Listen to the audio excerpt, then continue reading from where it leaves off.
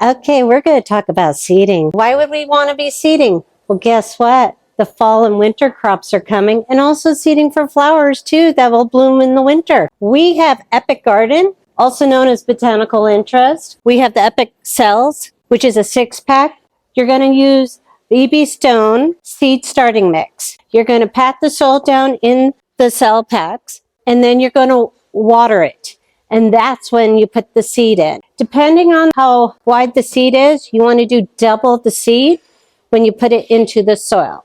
With that in mind, if you're starting outside to protect from birds and squirrels, you can put these lids over it to make a little greenhouse to protect them. When you start for your fall crops using the Epic 6 cells, you want to put them maybe like in morning sun outside, just in case we get a hot spurt.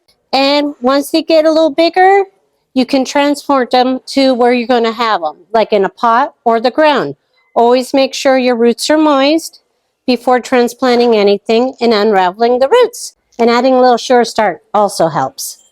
Any of these winter seeds can be planted right now. If you're going to start seeding, but you're limited in space, we do have the Epic Heat Mat. You can start that indoors. You can lay this down, and it will help with the roots heat up, and that will help germination. If you want to have something so you can water from the bottom to keep the roots having water and not dry out, we also have this lovely saucer by Epic Garden too. Dealing with seed starter mix, some people don't want to get their hands dirty. We have the Nitrile Touch, which is easy to work with. You can move your fingers. It's not tough, and they're really easy to work with when you're dealing with soil. Also, we have the Scoop. If you ever have potting soil or seeding mix, but you don't want to do your hands, we have this Scoop that works great. So here we go. And we're going to fill this in. You just want to level it. You don't really have to really heavily pat it down. You'll water it, and then you put it in the seed. The thing is with this, when the water hits it, they'll go down a little bit. But it's always good to have your seeding mix wet when you put down the seeds. Now let's talk about what you can grow right now to start seeding. If you're ready to start doing something, getting ready for winter, broccolis, or the Chinese broccoli that you would find in dim sum. We also have broccoli rabi, which is a lovely bitter broccoli. It's more for the leaves. This is least expensive to grow yourself than to buy. Chervil, which you don't see in the market, but it's a cool season herb you use with your egg dishes. If you ever been to France, you know chervil. Chives. You can see chives in the fall or late summer, and they are perennial, so do give them some space, like a foot apart. But if you buy chives in the market, why don't you grow them yourself? You could have them in the ground, or you could have them in a pot. Fennel. Fennel is wonderful. You can use the fronds, or you can use the bulb. If you're into cilantro, cilantro is best to plant in the fall because they prefer cool weather. And if you like your cilantro and you're buying in the market, this is what you want to be seeding right now. And you want to stagger it too. You plant some now, and then again in September. Watercress. It's a spicy herb that is best in the winter time. And it'd be great to plant right now if you have some shade. Start seeding it. It's worth it, and have it on your salads or on your sandwich. We have some Asian greens right here. We have bok choys, baby choys. Start seeding. You seed some now, and you do it every 2 weeks to stagger your crops. If you like your stir fries, this is worth it. And if you're into Brussels sprouts, right now is the time to start seeding. And I want to let you know, it is going to be tall. So what you can do when they start forming their bulbs on the stalks, you can start picking from below and then keep on growing. So you can start harvesting from the bottom up. I say it's worth growing. If you like your parsnips, this is the time to seed it. Also, rutabagas and turnips. This is the time to do it. If you have an area where you're not going to do much, full sun, this is the time to be seeding these guys and let them do their jobs. And then in late winter into early spring, you can pull them out, roast them, do what you like. And you can eat the greens too. We have cauliflower. This is the time to start seeding it, and I hope you do. Just to let you know, the leaves on the cauliflower you can eat. You can chop it up and stir fry them. They taste delicious. Let's talk about some leafy greens here.